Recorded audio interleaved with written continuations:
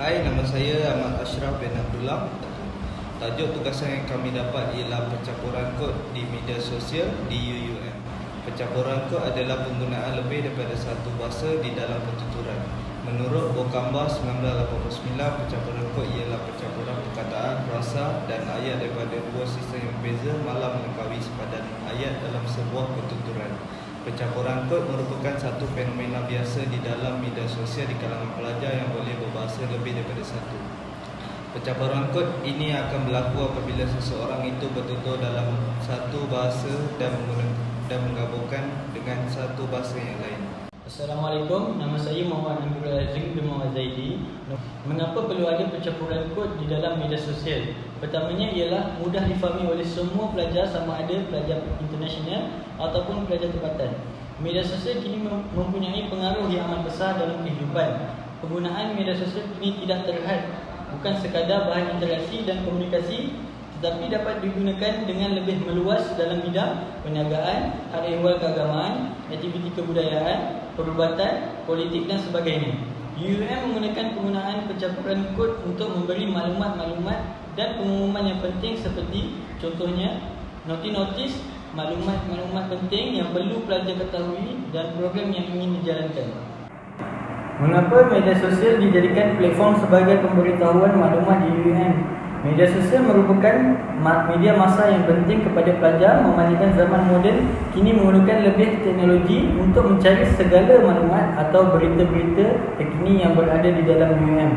Media sosial ini lebih kerap digunakan kerana di zaman pandemik COVID-19 yang sedang melanda di Malaysia dan dapat memudahkan pelajar-pelajar mencari info-info atau maklumat yang penting. Antara media sosial yang kerap digunakan di UUM untuk menyampaikan maklumat atau berita adalah seperti Facebook, Instagram, Telegram dan juga Twitter. Kesemua platform itu mempunyai pelbagai fungsi dan cara untuk penyampaian maklumat, sama ada penyampaian yang rasmi ataupun yang tidak rasmi. Assalamualaikum dan selamat sejahtera. Nama saya Syekh Muhammad bin Syekh Asad. Iklan di halaman rasmi Instagram UUM ini menunjukkan permohonan lesen B bagi pelajar di UUM. Ia mempunyai beberapa pencampuran bahasa, iaitu bahasa Melayu dan bahasa Inggeris. Contoh bahasa Inggeris yang digunakan adalah login, tab activity, print widget, business license, license B application for approval, view, applicants, declaration dan agree. Bahasa Inggeris dicampur kerana kebanyakan perkataan atau ayat yang digabungkan dengan bahasa Inggeris adalah kunci atau maklumat penting yang ingin disampaikan. Setiap cara-cara untuk mendaftar mempunyai pencampuran bahasa Inggeris supaya mudah difahami oleh pembaca atau yang ingin mendaftar. Contoh pencampuran bahasa Inggeris di dalam raja tersebut adalah login ataupun dalam bahasa Melayu, daftar masuk. Dan terdapat beberapa perkara penting yang ditekankan dan dicampurkan seperti print supaya pengguna mencetak lesen yang sudah didaftar untuk dijadikan bahan bukti bahawa sudah selesai mendaftar. Dengan menggunakan pencampuran bahasa, pengguna media sosial di UUM dapat memudahkan proses mendaftar dan mudah difahami oleh semua pelajar di UUM. Iklan yang ditunjukkan ini telah dimuat turun dari halaman media sosial Telegram rasmi UUM. Ianya menunjukkan pihak UUM menganjurkan program ceramah dan bacaan Al-Quran bagi pelajar UUM. Di iklan ini mempunyai beberapa pencampuran bahasa, antara bahasanya adalah bahasa Melayu, bahasa Inggeris dan bahasa Arab. Di dalam jadual ini terdapat penggunaan unsur pencampuran kod di antara bahasa Melayu, bahasa Inggeris dan bahasa Arab, di mana perkataan hours dan live. Perkataan ini membawa maksud kepada masa dan pemengaruh media. Manakala perkataan Al-Quran dan Nisfu Sya'ban adalah dari bahasa Arab yang bermaksud kitab suci agama Islam dan pertengahan bulan Sya'ban di dalam kalender Islam. Merujuk Kamus Dewan Bahasa dan Pustaka. Jelas sekali bahawa pencampuran kod bagi dalam iklan ini berlaku untuk menyenangkan serta memudahkan maklumat yang disampaikan untuk difahami. Selamat sejahtera, nama saya Sorgi Sunalagiramu. Saya diberi tanggung jawab untuk membentang tentang pencampuran kod di Twitter. Twitter merupakan salah satu halaman rasmi yang digunakan oleh UUM. UUM telah menggunakan Twitter untuk memberi maklumat kepada pelajar dan staf UUM. Ada beberapa post di Twitter untuk memberi maklumat kepada pelajar dan staf seperti gambar raja yang dinyatakan di slide ini. Poster itu memberi maklumat tentang International Professorial Discourse secara dalam talian dan jom install dan semak aplikasi UUM Parent. Di dalam poster itu ada beberapa pencampuran kod, yaitu International 13 Professorial Discourse, wacana profesorial antarabangsa live secara langsung, meeting ID, ID mesyuarat, passcode, kod laluan dan speaker penutur.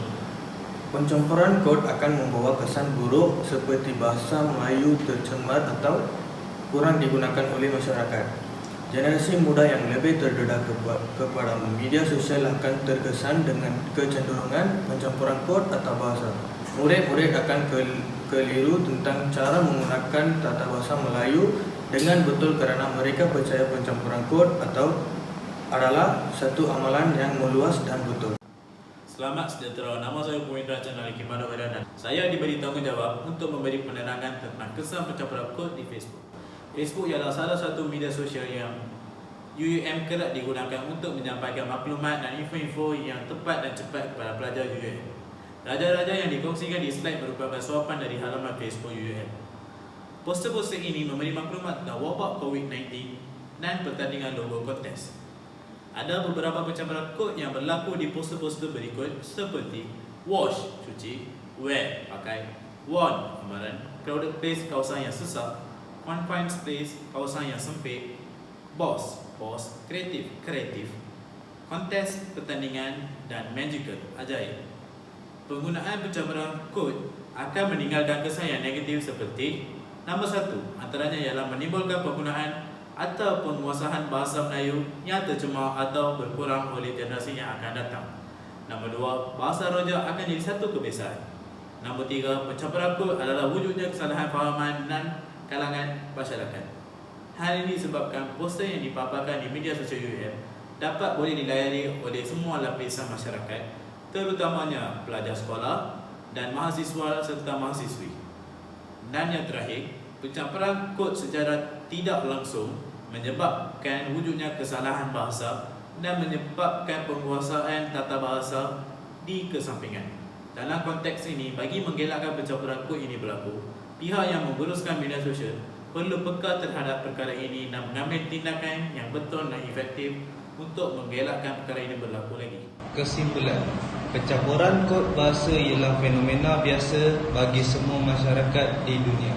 Penutur yang boleh berbahasa lebih daripada satu, tidak kira bahasa utama atau bahasa lain secara sedar atau tidak, akan mencampurkan bahasa-bahasa yang diketahuinya mengikut situasi semasa. Pencampuran bukan sahaja berlaku di dalam perbualan kita seharian, malah ia turut di dalam media-media sama ada bercetak atau elektronik. Terdapat pelbagai cara atau bahasa yang boleh digunakan di media sosial supaya dapat memudahkan sesama pelajar yang tidak fasih ataupun bertutur di dalam bahasa Melayu. Oleh itu, penggunaan pencampuran bahasa boleh digunakan supaya mudah dipahami oleh semua pengguna media sosial dengan maklumat yang ingin disampaikan.